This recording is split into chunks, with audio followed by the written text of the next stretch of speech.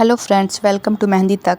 तो मैंने सोचा क्यों ना मेहंदी डिज़ाइन देखते देखते आप लोगों को कोई ना कोई कहानी सुनाऊं। तो आज की कहानी शुरू करते हैं। कहानी का नाम है नंदी जी। पंडित तोताराम जी गांव के माने हुए ब्राह्मण में से एक थे। उनका सारा जीवन पूजा पाठ करने में व्यतीत हुआ था। खाने के लिए उन्हें अपने जजमानों से दाल रोटी दान के रूप में मिल जाती थी। वे अपने इसी जीवन से अत्यंत संतुष्ट थे। भगवान का नाम प्रभु गुण गाते आनंदमयी जीवन व्यतीत कर रहे थे। एक बार उनके एक जजमान ने खुश होकर उन्हें एक बछड़ा दान में दे दिया। पंडित तोताराम उस बछड़े को पाकर इसलिए खुश हुए कि चलो घर पर रौनक तो लगी, एक से भले दो। घर पर सारा दिन अकेले काटने से तो अच्छा है अब बछड़ा भी साथ रहा करेगा। इस बछड़े की सेवा अपना बच्चा समझकर करने लगे। सुबह उठते ही पहले नहा धोकर पूजा पाठ कर लेते, तो उसके पश्चात उस बछड़े को नहलाते, उसका सारा शरीर साफ करते, फिर उसके लिए चारा लेकर आते। उन्होंने अपने बछड़े का नाम नंदी जी रख दिया। वास्तव में वह बछड़ा तो बहुत समझदार था। उसने तो यह जान लिया था कि यह पंडित उसे अपने बच्चे से भी अधिक प्यार करता है। किसी दिन वह स्वयं भी भूखा सो जाएगा, किंतु उसे भूखा नहीं रहने देगा। यह इंसान नहीं, वास्तव में कोई देवता है। ऐसा ब्राह्मण बहुत कम मिलते हैं जो जानवर की इतनी सेवा करते हैं। नंदी धीरे धीरे बड़ा होता गया। पंडित तोताराम की सेवा से उसका शरीर बहुत ही सुंदर और शक्तिशाली नजर आने लगा। सारे गांव के लोगों में पंडित जी की बैल नंदी चर्चा के विषय बन गया। जिधर भी देखो इसी बात की चर्चा होती थी। जब भी गांव के लोग इकट्ठा होते तो अरे भाई, तूने पंडित तोताराम के बैल नंदी जी को देखा होगा? तो सारे लोग कहते हाँ हाँ मित्र, नंदी जी को गाँव में कौन नहीं जानता। जैसे उसका मालिक गुणवान वैसे ही नंदी जी गुणवान। भैया मैं तो एक ही बात जानूं कि यदि बैल हो तो नंदी जी जैसा। आहा क्या सुंदरता पाई है, क्या गठा हुआ शरीर है, बर्फ के भांति सफ़ेद रंग। नंदी तो नाम ही ऐसा है, ऐसे लगता है कि शिव जी के नंदी ने अवतार धारण कर लिया हो। बस जितने मुँह थे उतनी ही नंदी जी की बातें थी। उधर पंडित तोताराम भी अपनी नंदी को जवान होते देखकर खुश हो रहे थे। फिर एक और जब वे अपने बैल की प्रशंसा सुनते तो उनका मन और अधिक खुश हो जाता। वे अपने नंदी को गले से लगकर कहने लगते, बेटे नंदी, मैं तुम्हें पालकर बहुत ही खुश हूँ। वास्तव में तुम मेरे बेटे हो। मैं कितना भाग्यशाली हूँ जिसकी प्रशंसा सारे लोग करते हैं। आज इस सारे गांव में नंदी नंदी जी ही होती रहती है। नंदी जानवर तो अवश्य था, किंतु उसका मस्तिष्क इंसानों से भी बड़ा था। वह यह बात अच्छी तरह जानता था कि ब्राह्मण ने उसकी बहुत सेवा की है, स्वयं भूखा रहकर उसे खाने को दिया है। ऐसे गुणवान बुद्धिमान ब्राह्मण के लिए कुछ न कुछ करना चाहिए, उसकी सेवा का कुछ तो फल उसे मिले। यह सोचकर नंदी ने यह निर्णय लिया था कि वह अपना कर्तव्य अवश्य निभाएगा। इस ब्राह्मण को गरीबी के दलदल से बाहर निकालकर उसे धनवान बना देगा। एक दिन जैसे ही तोताराम सुबह पूजा पाठ करके नंदी जी के पास आए तो अचानक ही उन्होंने अपने बैल को बोलते हुए सुना। आश्चर्य से उनकी आंखें फटी के फटी रह गई। उन्हें एहसास हुआ कि कहीं वह सपना तो नहीं देख रहे। बोलने वाला बैल, पंडित जी आप इस गांव के सेठ के पास जाकर कहो कि मेरा बैल माल से लदी हुई 100 गाड़ियां एक साथ खींच सकता है। पंडित जी बोले, नंदी बेटे तुम यह? आश्चर्य भरे स्वर में पंडित जी उसके गले से लिपट गए। हाँ धर्मपिता, आप इंसान नहीं कोई देवता हैं। आपने मेरी जो सेवा की है वह कोई भी नहीं कर सकता। मैं आपके इस उपकार का बदला कैसे उतारूंगा ब्रह्मदेव? नंदी, यदि माता पिता अपने संतान को पालते हैं तो यह उनका एहसान नहीं कर्तव्य होता है, और मैंने अपने बेटे को पालकर कर्तव्य का पालन किया है। पंडित जी आपने तो अपने कर्तव्य का पालन कर लिया, अब मुझे भी अपने कर्तव्य का पालन करने दीजिए। आप इसी समय सेठ जी के पास जाकर यह अनहोनी बात कहो। इस पर वह आपसे शर्त लगाने के लिए तैयार हो जाएगा, क्योंकि वह यह बात अच्छी तरह जानता है कि कोई भी बैल सामान से भरी हुई 100 गाड़ियाँ अकेले नहीं खींच सकता। मगर बेटे तुम यह कष्ट कैसे सहन करोगे? वैसे भी यह असंभव है। यदि मैंने सेठ जी से शर्त लगा भी ली तो मेरे पास आप 1000 सोने के मुद्राओं का शर्त उस सेठ जी से लगाओ, हम यह शर्त अवश्य जीतेंगे। अपने नंदी पर विश्वास करो पंडित जी, मैं यह अनहोनी होनी में बदल दूंगा। पंडित तोताराम की समझ में यह सब कुछ नहीं आ रहा था। उसे अनहोनी सी लग रही थी नंदी की बातें। उसे तो यह भी लग रहा था कि यह बैल शायद पागल ही हो गया है। भला जब वह किसी से यह बात कहेगा उसका बैल सामान से भरी 100 गाड़ियाँ खींच सकता है तो लोग उसे पागल समझकर उसका मजाक उड़ाएंगे। अजीब उलझन में फंस गया था ये पंडित जी। सोच रहे थे कि क्या करे क्या ना करे, जाए तो कहाँ जाए, कल्पना के सागर में डूबे तोताराम सेठ जी की बड़ी हवेली पर पहुंच ही गए। आओ पंडित जी, आज सुबह सुबह कैसे आने का कष्ट किया? सेठ जी ने पंडित तोताराम के गंभीर चेहरे की ओर देखा। सेठ जी, आज तो मैं एक जरूरी काम से आपके पास आया हूँ, आज्ञा दो पंडित जी। मेरा तो भाग्य है आप जैसे देवता मेरे घर पर आए। सेठ जी, आपने मेरे बैल नंदी के बारे में सुना ही होगा। हाँ हाँ, भला आपके नंदी जी को कौन नहीं जानता, वह तो लाखों में से एक है। फिर आपने उसे पाला भी तो बच्चे के भांति है। सेठ जी, आप तो जानते हैं कि हमारे गांव में एक से बढ़कर एक बैल हैं। हाँ पंडित जी, इसमें क्या संदेह है, आखिर किसानों का गांव है, उसके पास बैल तो होंगे ही। फिर हमारे अपनी हवेली में ही कितने बैल खड़े हैं। सेठ जी, क्या आप सोच सकते हैं कि कोई बैल बोल भी सकता है? हमारी भांति उसकी भी जबान चलती होगी। नहीं नहीं नहीं, ऐसा तो नहीं हो सकता। भला कोई पशु भी इंसान की भांति बोल सकता है?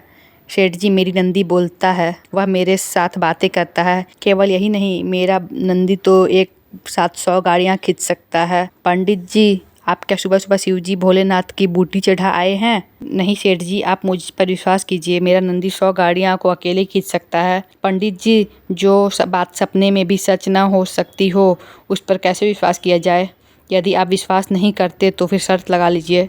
कैसी शर्त? यही कि यदि मेरा बैल एक साथ 100 गाड़ियाँ को ना खींच सका तो मैं आपको 1000 सोने के मोहरे दे दूंगा।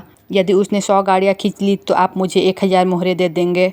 ऐसा पंडित जी बोले। सोच लो पंडित जी, मामला तो टेढ़ा है, आप यह शर्त जीत नहीं पाओगे। कोई बात नहीं सेठ जी, जो होगा देखा जाएगा, हार जीत तो जीवन में होती ही रहती है। ठीक है पंडित जी, हमें यह शर्त मंजूर है।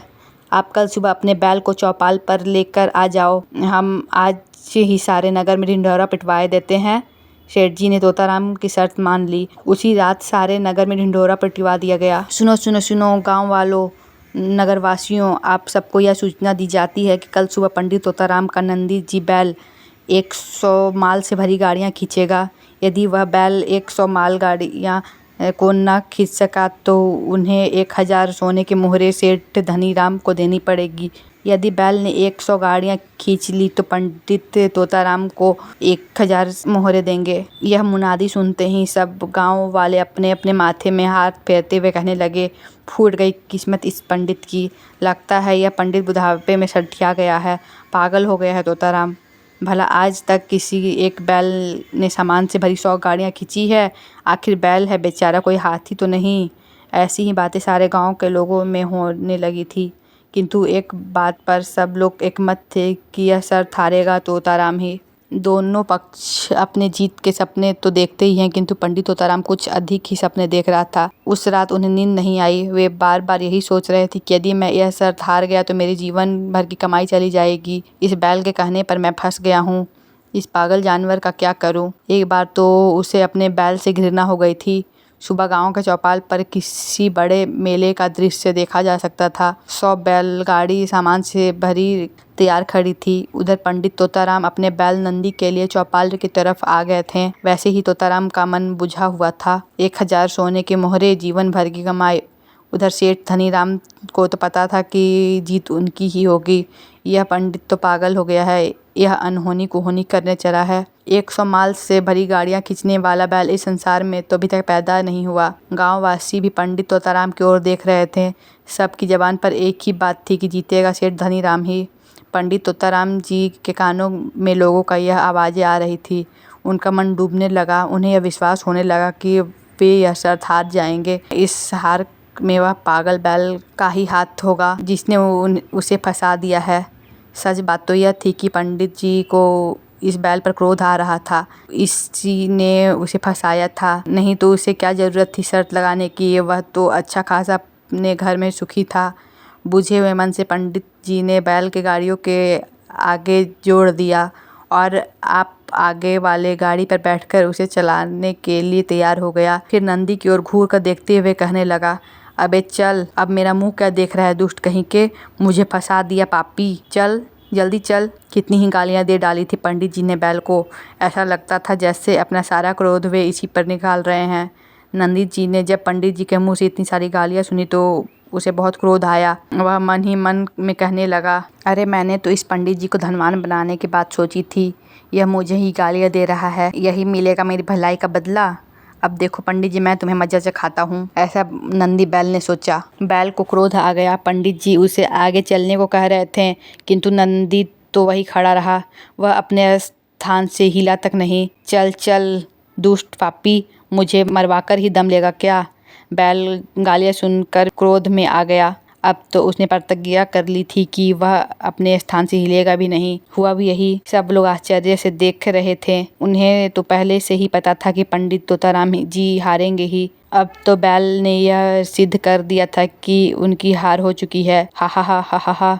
सेठ धनीराम अपनी जीत पर जोर जोर से हंस रहे थे। पंडित तोताराम मुंह लटकाए अपनी हार के सामने देखकर गाड़ी से नीचे उतर आए थे।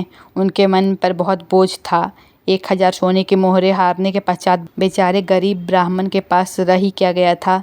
सारे जीवन की पूंजी एक ही झटके में साफ हो गई। टूटे मन से वह बैल लिए हुए अपने घर पहुंचा और टूटी हुई चारपाई पर पड़ा रोने लगा। वह घूर घूर कर बैल की ओर देख रहा था। इसी बैल के कारण आज उसका सब कुछ नष्ट हो गया। वह लूट गया, बर्बाद हो गया। काश उसने इस पागल जानवर की बात ही न मानी होती। उनकी यह हालत देखकर नंदी जी को दया आ गई। वह उसके पास आ गया और बोला, पंडित जी आप रो रहे हैं, अब मेरे पास क्या लेने आए हो? जाओ जाओ आराम से बैठो, मेरे पास अब रखा ही क्या है। मैंने तुझे बच्चे की तरह पाला था और तूने मुझे बर्बाद कर दिया। जा जा, चला जा, मेरी नज़रों से दूर चला जा। इतना कहकर पंडित तोताराम फुट फुट कर रोने लगे। नंदी को उनकी यह हालत देखकर बहुत दुख हुआ। अपने मालिक को इस तरह रोते हुए वह मन ही मन रोने लगा। फिर पंडित जी के चरणों में अपना सिर रख कर कहने लगा, देखो धर्मपिता, इस हार में मेरा कोई दोष नहीं है। यह सारा दोष केवल आपका है। पंडित जी बोले, मेरा? पंडित जी हैरानी से नंदी की ओर देखने लगे।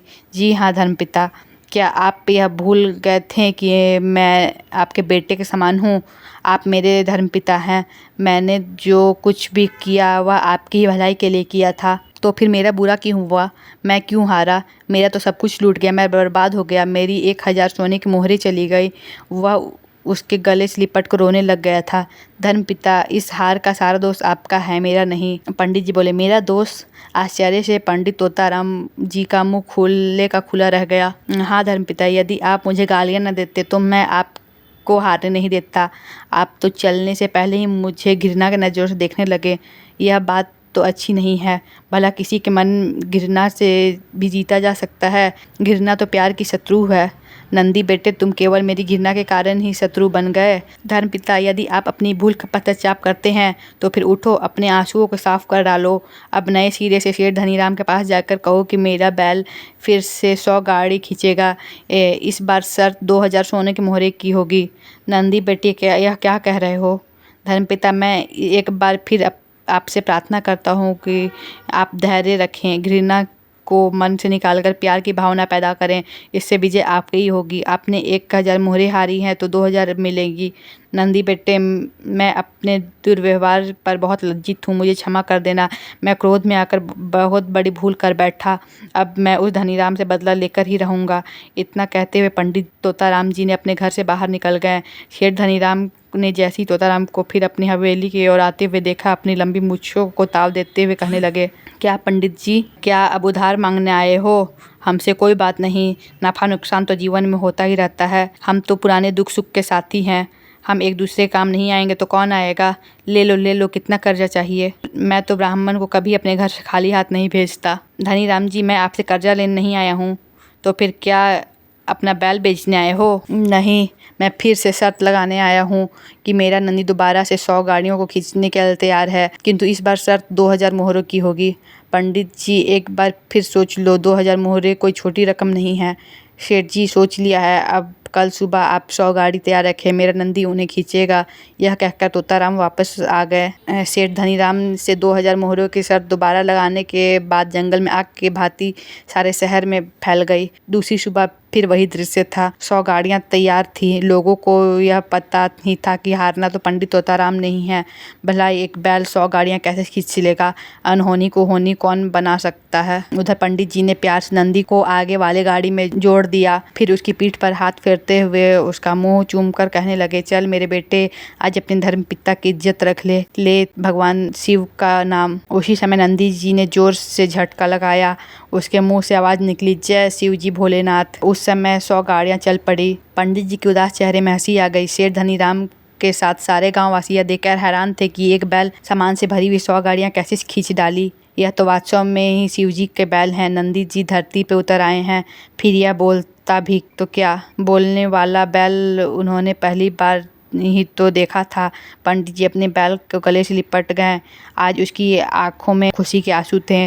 वाह वाह मेरे बेटे वाह, तुमने आज तो धर्मपिता की इज्जत रख ली। पंडित उत्तराराम जी, आप जीत गए, हम हार गए। यह लीजिए 2000 सोने के मोहरे। शेठ धनीराम ने अपना वचन पूरा करते हुए शर्त की मोहरे पंडित जी को दे दी। नंदी महान की पूजा सारे गांव वासी उसे देवता समझकर करने लगे। पंडित उत्तराराम 2000 सोने के मोहरे पाकर खुशी से फूले नहीं समा रहे थे। तो आज की कहानी यहीं खत्म होती है। तो आज का वीडियो आपको कैसा लगा? अगर अच्छा लगा हो तो प्लीज़ लाइक करें, शेयर करें एंड सब्सक्राइब करें। Thank you.